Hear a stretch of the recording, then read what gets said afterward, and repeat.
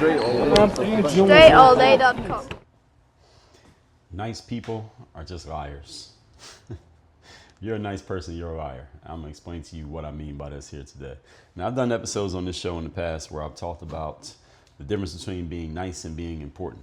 And I made sure that you understand that being important is a lot more important than being nice. And the last time I talked about this was episode 1565. I talked about it. And then I talked about it again most recently in episode number, I've talked about this so many times. Let me find the most recent occurrence. Was episode number 3297. Be important, not nice. And despite my best efforts to make sure people understood this, there's still lots of people out there who think that they need to be nice, as if being nice is some great accomplishment, and or you may believe that being nice gives you some moral authority over those who are maybe more important but not as nice as you. So since you're nice, that makes up for the gap in importance between you and them. Today I'm going to let you know, nice person, that's a lie, and you yourself are a fucking liar if you are trying to be a nice person. All right, we're not in the game of being nice. We are in a results-based business, and this is a game of being important. And when you're important, you can be nice. But let me explain to you why prioritizing nice and trying to present yourself as a nice person in anything that you do, you're lying. Point number one, being nice is a costume. Niceness is a costume. What do I mean by that? Everybody knows what a costume is, right? Okay. People hide behind it. A costume is something you can hide behind. You can be the person that you wouldn't be without the costume when you're in the costume. You hide your true self. You hide your true thoughts. You hide your true opinions and your true feelings when you're in the costume of being nice. Isn't this true? Think about it. Do you share your real opinions when you're being nice? No. That's the very point of being nice. Someone shares their true opinion and you have a problem with the opinion that person shared, and you push back on them and they say, well, hey, I was just telling the person how I actually thought. They asked me my opinion. I gave them my opinion. And you may say something like, well, you could be more nice about it. You could be nicer about the way that you give your opinion. How many of you have ever had someone say that to you, or heard somebody say it to somebody else, or maybe you have said it to someone else? That, hey, you could be, I get that you were giving your opinion. I get that you were sharing your true thoughts and your true feelings, but you could be nicer about it while you do it. And while I generally agree that someone, including somebody like myself, I'll use myself as an example. There are times I've given people my opinions and my thoughts and my perspectives on things, and I would agree that I could have said it more nicely than how I actually said it, but I don't regret having said it the way that I did say it. Because if I was being nice, then I'd be putting on a costume. And the reality is, a lot of human beings, especially the older we get, are hard-headed individuals. What I mean by hard-headed is that a lot of times people do not get a point if you give it to them and it is too dressed up in niceness. If you say something to someone and you dress it up in niceness too much, they tend to miss the point, because they're picking up on all the niceness, and because it's so nice that they don't even get the harshness that they're supposed to be accepting. And if you give someone a point in a more blunt and direct and clear way, there's a higher likelihood that they actually heard what the hell you said, and it's more likely that it will land with them, they will absorb it, and they just might do something about it. I talked about this a lot in that series that we just finished a few days ago about eliminating passive aggression. One way that people can be passive aggressive is to be fake nice, pretending to be nice when you really need to be harsh. And the problem with pretending to be nice when you need to be harsh is that not only are you being passive aggressive and not getting the point across to the person you need to get it across to, but also the more passive you are with certain things, you got to remember that most people are very poor communicators. They're poor at getting their point across, and they're poor at receiving a point being sent across to them. Therefore, the more passive you are and the more you dress up a harsh point in niceness, the lower the likelihood that the person you're communicating to actually gets the point. They might not ever get it because you didn't give it to them harsh enough for them to catch it. It was so nice that they missed it. This is the reason why you can't be you can't dress your commentary up in niceness so often, because people will completely miss what you were trying to say. And this is one of the things I was talking about when I was saying, if there's a group of men working together, whether we're talking 2, 3, or 20 men together, every man in the room needs to be able to say something that actually needs to be said clearly and directly to anybody else in the room. And if there's anyone who won't do that or anyone who bristles at receiving it, then that group has a problem. The whole group has a problem. Because there are people in there who won't say what needs to be said, and there are people in there who can't receive what needs to be given to them. And that's a reflection of the entire group. So while I will admit that there are times in life and there are places in which it would be smart to just be nice rather than to be blunt, the corporate office comes to mind, that doesn't mean that you need to be like this all the time. Nor does it mean that you will want to stay that way with everyone you come across, even in a formal setting. Being nice is generally the opposite of being honest. If you're being honest with someone, you're going to eventually have to tell them something that may disturb them or may disappoint them. And you got to be willing to say it to them. If you're being honest. I mean, if you're being honest, you're going to tell somebody whatever you believe to actually be true. And you're going to tell it to them directly. And you're going to tell it to them clearly. And you won't have to dress it up in niceness in order to get your point across. I have seen a lot of men specifically, and this is the reason why I did the series on passive aggression, a lot of men who don't have the ability to do this, get a point across to another man without dressing up in niceness. This is a form of people pleasing. And people pleasing is a passive aggressive, it's a passive, not even aggressive, it's just a passive way of communicating. I don't like people pleasing. I'm not a people pleasing individual. At the same time, I don't work in a corporate office. So I can talk like this and just be direct and be clear all day. And a real bonus is, being real about the way you talk is not a bad thing. I mean, being agreeable, it's one of the big 5 personality traits. And let me add a note here. It's one of the big 5 personality traits, and it's measured not in good or bad when it comes to being agreeable versus disagreeable. It's just a measure of what type of person you are. It's like, is it night out? Is it light outside or is it dark outside? It's not, neither one is good or bad. It's just what the situation is.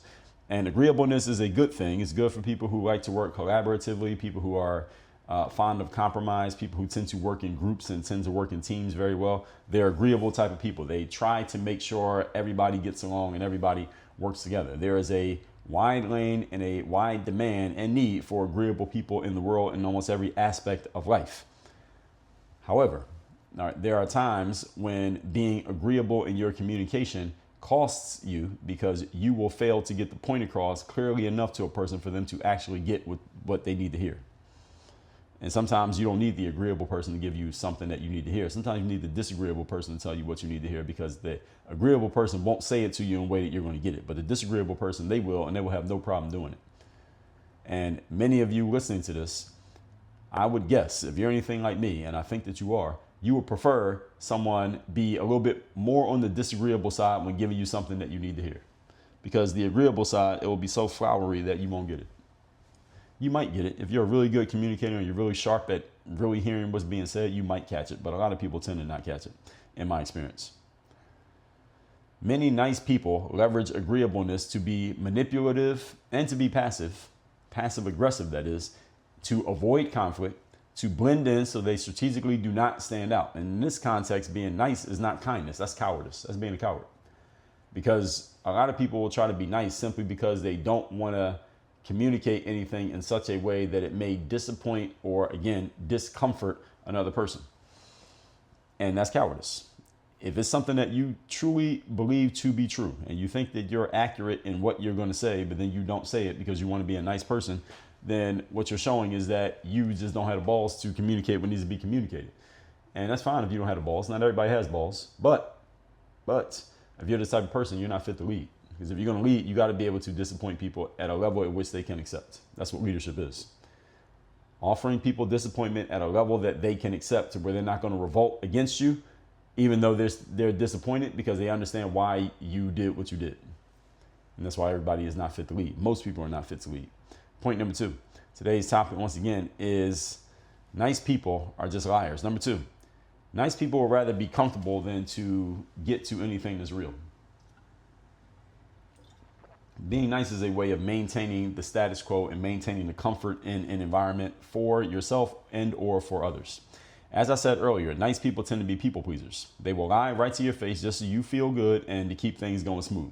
They want to be comfortable. They want to keep everyone around them comfortable. And even though that comfort may be the very thing holding everyone back over the truth that would kick everyone in the ass and move things forward. this is what a lot of people don't want to deal with. A lot of people don't want to deal with discomfort that could come from just being real and being honest and just telling people the truth. I remember my sophomore year of college. I told a story about something that happened that year. This is a different story. A couple days ago when I was talking about the coach gave us all these little note cards that had a piece of a story and we had to put it together, and too many people were talking too much and some people weren't talking enough. In that same season, we started out the year not doing too well. We were losing a lot of our games, damn near all our games. And at one point, the coach called us into the gym after a game. We came from a road game. We get back to the gym at like 11:30 at night. We all go into the gym and the coach is like, no, we got a problem here. No, somebody's got to go. Does anybody want to quit? And he's obviously pissed off because the team's not winning and he's looking terrible because he's the coach. So he's embarrassed about this. And he's looking around the room saying, well, hey, we got a problem here. What's the problem? What do anybody think the problem is, et cetera, et cetera. Of course, nobody's saying anything. And now the reality of it is, actually, I'll tell you what happened later on. Later on, maybe the next day, it was the very next day, the coach gives everybody on the team a sheet of paper. We had practice, gives everybody a sheet of paper. He says, take this with you, bring it to my office tomorrow. On the sheet of paper, it said, who do you think our best players are? Who do you think should be the starters? Do you have anything that you want to say that wasn't asked in the question? And this is an anonymous survey. That's what he said. This survey is anonymous, so bring it back to my office tomorrow. Now, there was a couple problems with this. First of all, you had to bring it to his office. So if you walk into the office and say, hey, coach, here's the anonymous survey that I filled out yesterday, he's going to look at it as soon as you hand it to him so he knows that it was you. It's right there on the fucking, it's right there that you handed it to him, what you wrote, he's going to read it. So it's very far from anonymous, number one. And number two, I'm just not a fan of anonymous surveys. So I did fill out the survey, but I put my name on it. Now, on top of the fact that I handed it to him, when I went into his office, he was sitting there by himself, not doing anything. So he received it. As soon as I handed it to him, he started looking at it. I just turned around and walked out. Had my name on it. So I don't like saying things anonymously. If I'm going to say something, I'd rather say it directly to you. And the thing is, the problem that the coach had in that moment in saying what he was saying was not that there was anything, well, it could have been something wrong with the players. Maybe the players just ain't that good, us, the players who were on the team. But also I would say, because at that time I wasn't in the starting lineup. I was probably maybe 7th or 8th in a rotation, meaning it's 5 starters. And then 7th or 8th is like the guy who comes off the bench, the second or third guy who comes off the bench during the games. That's the position that I was in. And my position was, and I said this in the survey, the quote unquote anonymous survey to the coach, the problem is the players who are playing. They're the ones who are on the court when we're losing all the games. Why are they playing? Why don't you just take them off the court and see what somebody else can do? I literally said that in the survey. All right, so you got these guys who are starting every game, and then we're losing every game. Then maybe it's the guys who are starting just ain't that good. Have you ever considered that? And the next games, he did start different people, and we won a couple games. That team was terrible overall. The whole point here is the coach was talking when we had that meeting after one of our games that we lost. He was talking as if he wanted to be more direct, but he didn't really say anything. I mean, he just voiced his frustration, but he didn't really say, hey, here's what I think the problem is, or here's who I think the problem is, because the reality is the problem was him. He chose the players. So if your team is losing, you chose the players. If you're a coach at the college level and your team's losing, who chose the players? You did. You're responsible for that. You chose the players. So if the players ain't any good, then hey, you're the one who bought the groceries. So you gotta take the ownership of this bad meal that got made. And the coach didn't want to say that, but he was saying that he was framing things as if somebody else must have been the problem. That's why nobody was saying anything, because who could possibly be the problem here?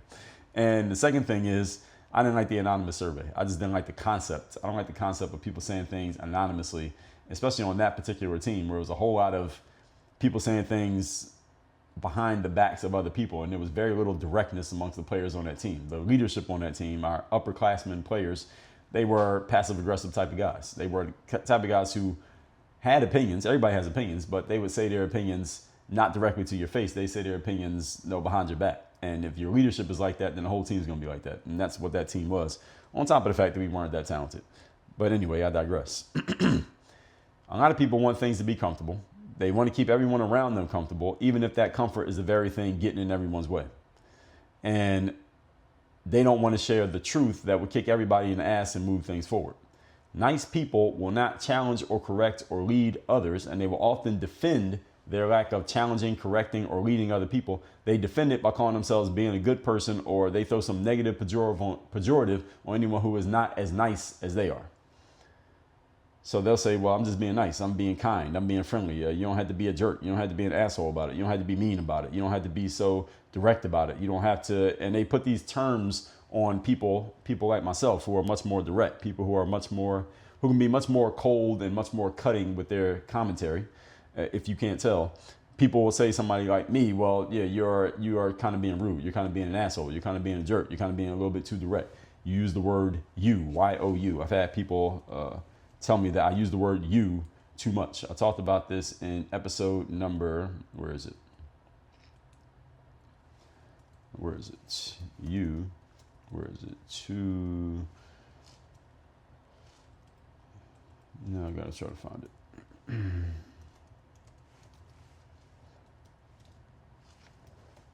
There was an episode recently.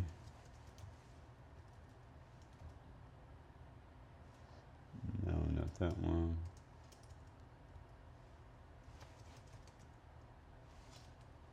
No, not that one. I can't find the episode. There was an episode recently. I'll find it eventually here while I'm looking through my notes. But there's an episode where I talked about using the word you, where someone said to me, Dre, you say the word you too often. And I'm trying to find it through the way that I titled the episode, but I'm not finding it right now. But I'll find it at a later date. Let me see. Is this it? No, not that. Here it is. Episode 3188. Dre says you, Y-O-U, too much. You say the word you too much. And some people have said to me, I've had more than one person say to me that, Dre, when you use the word you, Y-O-U, it feels like you're being very direct, and people could take that as a personal attack. You feel like you're calling them out, and it could be off-putting to some people that you're saying the word you. Often when I'm talking on the show, instead of saying people or everyone or some people, often I will just say you. And my response to people saying that I say the word you a lot is, yes, that's exactly what the fuck I'm trying to do. I am trying to be direct. I'm trying to get your attention. And I may even be calling you out. Well, see, I'm only calling you out if I'm saying something that actually applies to you. If I'm saying something that actually applies to you, then I want to call you out, because otherwise you wouldn't hear it. See, this episode here today, where I say nice people are liars, the only people who feel called out by what I'm saying here today are people who consider themselves to be quote unquote nice people. And I don't mean you can't be nice, or you can't be polite, or you can't have a polite conversation with another person ever in your life. I can be nice. I can be a very nice person, depending on what I'm doing, who I'm doing it to, or who I'm doing it with. I can be a very nice individual, but I don't consider myself to be a quote unquote nice person. This is not what I'm talking about. I'm talking about the people who try to be nice above and beyond all other considerations, just to make sure that they don't ruffle any feathers or they don't bother anybody by telling them something that may, again, make them uncomfortable or throw them off their square, whatever that square may be, even if the square they're standing on is one they shouldn't be standing on. And I push back against this nonsense to tell you that what they're doing is actually useless to the bigger picture of life, because in the bigger picture of life, for any human being to improve or to advance, they must be challenged and they must be pushed. If you're just being nice to someone, if you're just being nice all the time, you are actually holding people back more than you are helping them, because you're never going to tell them the things that they need to hear. And there's no person out here who doesn't have some things they need to hear about themselves and what they're doing. The nice person tries to make this a play on morality. Oh, well, I'm just being a nice person and you're just being a jerk. Well, fuck the fake morality. All right, the fake morality is not helping anybody. Again, it might make you feel good, but is it actually helping the person that you call yourself protecting by not telling them the truth? No, all you're doing is slowing down their progress, because the sooner they get someone to tell them the fucking truth, the sooner they might do something different than what they're doing right now. Point number 3. Today's topic, once again, is nice people are just liars. Number 3, nice people cannot be trusted as leaders in any type of relationship. They can't be trusted as leaders in any organization. They can't be trusted in any type of relationship. Why is this? Remember the TV show The Real World on MTV? When the show would come on, what would it say in the introduction? It would say, here's what happens when we take 7 strangers and we pick them to live in a house, and we filmed it to find out what happens when people stop being nice and start being real, or when they stop being polite and start being real, right? And when they give that introduction, what are they telling you? They're telling you that there is a clear line between being nice and being real. Being real is telling people what they really need to know and what you really think and what they really need to understand from your perspective. Doesn't mean it's necessarily true, but from your perspective, it's true. And being nice is when you don't do that, when you overlook some things, or where you try to sugarcoat things and you don't tell people what you really think because you're just trying to look like a good person, a nice person, or you're just trying to maintain the relationship because what does it matter if you told them the truth or not? They may not listen, and you may not come across this person ever again, so you might as well just be nice. But see, if you leave 7 people in a house working and living together, eventually all that nice shit is going to go away and people are going to start being what? Real. Which is why the show was called The Real World. A person who is trying to be nice will notice something and not tell you what it is, even though they noticed it. Even though they noticed something that you need to know, they just say nothing. They will see if there's a conversation that needs to be had, but they'll do everything in their power to avoid the conversation. You can't build anything that matters with a person who is afraid of or sees themselves as too moral or too just or too high-minded to tell you a truth to your face. You can't do business with this type of person. Why? Because when you're doing business, real conversations need to be had all the time. I just finished reading maybe a few days ago from when I'm recording this, a book by a guy named Mark Randolph, who was he was one of the co-founders and the first president of a company called Netflix. And the person who gets all the credit for Netflix these days is a guy named Reid Hoffman. And he was one of the co-founders as well. But the reason Netflix started was not because of Reid Hoffman. It was because of what Mark Randolph came up with, just an idea he came up with because he's a natural entrepreneur. But Reid Hoffman, at one point, he was one of the guys who was able to get all the investment money that Netflix needed early on. He eventually, at one point, went to Mark Randolph, who was the first CEO of the company. He went to Mark and he said to Mark, hey, there's a conversation we need to have here. It was a tough conversation. And Reid basically let Mark know, you should not be CEO anymore. I should replace you as CEO. And Reid's argument for why he should replace Mark as CEO is because he felt Mark had made some bad decisions as a leader, that Mark was not as good at running a company from an executive position as he was at other aspects of the business, which is why he basically demoted himself to president. And Reid was the one who was able to get all the money that Netflix needed anyway, so he might as well be the face of the company because he's the one that's going to get all the venture capital that they were going to need to survive in their early years. And Mark was humble enough and real enough with himself to admit that Reid was absolutely right, stepped down as CEO, Reid took over, and here we are 25 years later, Netflix still exists. And Mark, he got out of Netflix with a nice 9-figure payout when the company went public. See, in the entrepreneurial world, you don't have time to be nice. In the entrepreneurial world, everybody got to be real and direct and get to the point because every minute that we waste is money that we're losing, and we keep losing enough money, eventually it will be no business. There's no guaranteed paychecks in this space. You got to keep it real and you got to be honest. And if you don't have thick skin, this is not a game for you. Same thing that happens in the sports world. And I come from both worlds. See, a person who's trying to be nice, they will hold back on things that need to be said and conversations that need to be had. You can't build anything with these people because they won't tell you the truth.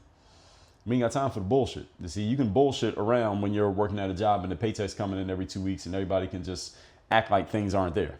We can ignore the elephants in the room. In the entrepreneurial world, you ignore the elephant in the room, you will go out of business quickly. So you cannot grow as a person if the people around you are too nice to challenge you, to call you out, or to share some things with you that may disrupt your mental or emotional equilibrium. In this sense, a nice person is actually a detriment to success. They are not a contributor to it. If you want to help people become successful, you got to stop trying to be nice and you need to start being real with people. Again, it doesn't mean you need to be a jerk. It doesn't mean you got to try to make people feel bad, but it does mean you got to be real and stop trying to be nice. And there is a difference between the two. And everybody who tries to be nice, you know the difference because you are editing your words before you say them because you know what the real conversation would sound like and you're giving them the nice conversation. I'd rather give you the real conversation. If you don't like it because it's not nice enough, all right, great. At least we're both clear on who we are. Let's recap today's class, which is nice people are just liars. And again, I've talked about the difference between being nice and being important. If you didn't hear that episode, make sure you go check it. That was episode... I just passed it. Episode number 3297. Be important, not nice. Point number 1. Nice is a costume. It's a costume that you put on so that you can hide your true thoughts, opinions, and your true feelings so that you don't bother or disturb other people. I understand why most people do this because most people don't want to deal with conflict. Number 2, nice people would rather be comfortable than to get to what's real. Because again, as I just said, you get to what's real, then you are inviting conflict. You may even be accused of stirring up and starting conflict simply because you told somebody something that was true.